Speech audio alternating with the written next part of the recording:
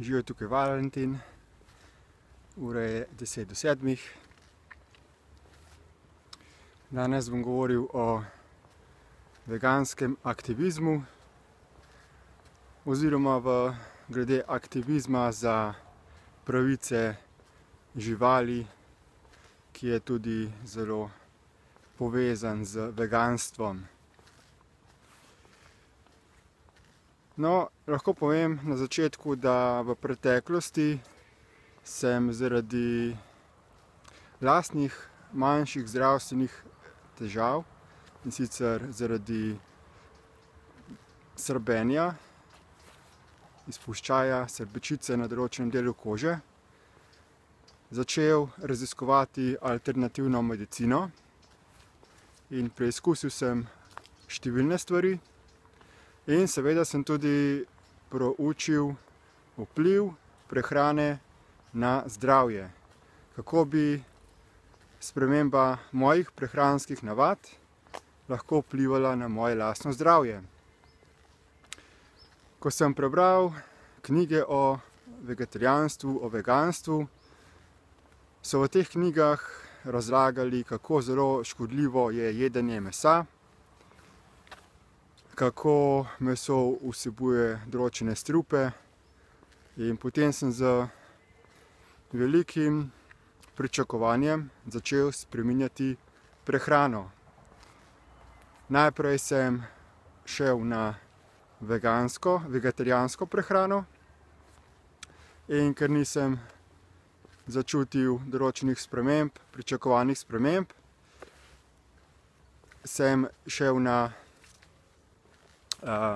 vegansko prehrano in potem naprej še na presnojedstvo, pa na frutarjanstvo, in na koncu sem, pristal sem že skoraj na prani.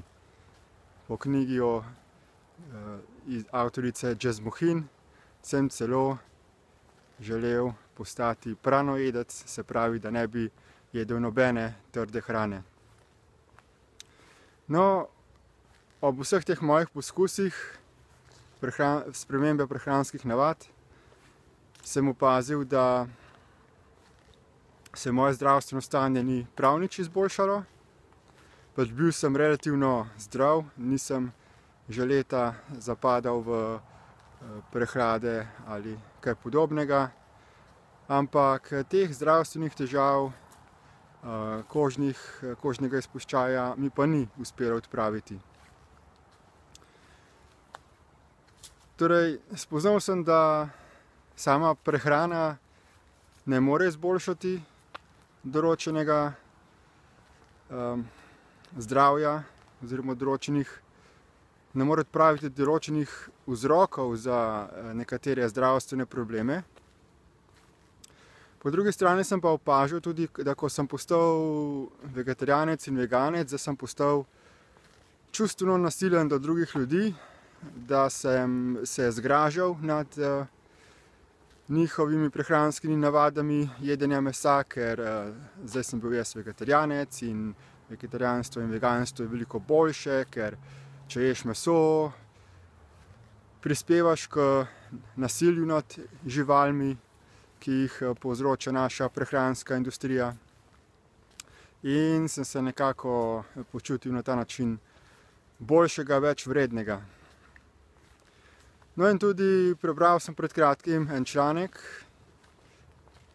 ki govori o tem, ko se sprašuje, zakaj so vegani med sabo tako sprti, zakaj je toliko konflikta.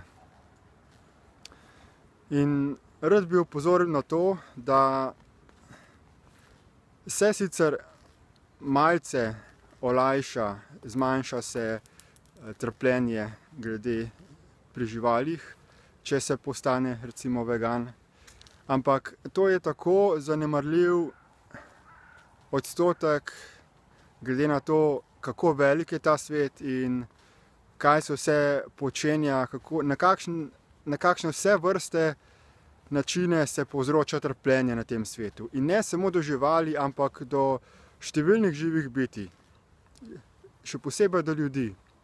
ko imamo vojne, lakote, posilstva, umore, rope. In tisti, ki ponavadi, ljudje, ki se grejo veganski aktivizem in ki se dobro počutijo, so ljudje, ki so v nekem elitnem položaju, ko imajo dobro službo, ki so iz zahodnega sveta in si potem lahko privoščijo take igrice. Ampak samo veganstvo in boj za pravice živali je zelo omejeno delovanje, kajti recimo živali ne pobijajo samo zaradi hrane, tudi za druge stvari. Recimo slone pobijajo zaradi slonovine. Potem pa, kje je zdaj tista meja? Če pogledamo, koga vegani ščitijo, koga vegani oziroma tisti, ki se borijo za pravice živali, koga ščitijo? Kakšne živali? Večinoma so to živali, ki so človeku podobne, kot so psi, mački, ki imajo oči, recimo tudi krave, konji, ki zmorejo proizvajati neke zvoke, neko obrazno mimiko, zaradi katerih se potem človeku smilijo. Vprašanje pa potem, kaj pa z ostalimi živalmi, ki nimajo takega obraza, kot so recimo kače, kaj bi še povedal, kaj pa recimo, kje je tista ločnica med živalskimi vrstami, ko živalsko kraljestvo prehaja v rastlinsko kraljestvo in ko recimo, kaj sem, ali vegani imajo sočutje recimo do meduz, ali do morskih polžev, kaj pa do preprostih organizmov. In potem vegani uživajo v tem, ko jejo rastlinsko hrano iz rastlinskega kraljestva, brez da bi se zavedali, da so rastline tudi živa bitja, da so enakovredna živa bitja, ker vse v stvarstvu ima svoje zavedanje, vse je sestavljeno iz enakih atomov. In potem se nekateri vegani počutijo več vredni, se dobro počutijo, ker jejo rastlinsko hrano, ker si rečejo, ja, nisem obil življenja, kot da rastline pa ne bi bile del življenja. Češ, ja, rastline pa nimajo čutil, ampak določene raziskave so pokazale, da tudi rastline imajo zavedanje in da vejo, kdo jih bo utrgal, kdo jih bo poškodoval, da imajo svoj živčni sistem, svoje impulze in tako naprej. Zato predlagam vsem veganom, da če hočejo izboljšati razmere na tem svetu, da naj se to počne celostno. To pomeni, da najprej naj spremenijo svoje lastne miselne vzorce na ta način, da se osvobodijo uma, da postanejo notranje čustveno stabilni. Potem pa, da naj ne spreminjajo, evo, še en znak zasužnjevanja na tem svetu preko religije, cerkveni zvonovi. Raziščite, kako smo mi vsi zasužnjeni preko globalnega sistema, ki nas poneumlja, zasnežuje, programira od vsega rojstva, kot je recimo religije, ko z krščenjem že takoj začnejo programirati otroke in družine, ko šolski sistem začne poneumljati nas, ko nas držijo v učilnicah, ker moramo biti tiho in poslušati in se učiti tisto, kar nam rečejo, ampak da se začnemo učiti, kako to stvarstvo dejansko deluje in da je vse med sabo povezano in soodvisno in da moramo spremeniti celotni globalni sistem delovanja. Celotni globalni sistem, vključno predvsem z denarnim sistemom. Zato vam predlagam, da raziščete našo globalno skupino Destiny, kjer imamo zelo natančne informacije o tem, kako stvarstvo deluje, kako deluje globalni sistem, kako vpliva hrana na človeško fizično telo, kako je človeško fizično telo pravzaprav nastalo, kajti ni nastalo na osnovi Darwinove teorije evolucije, ampak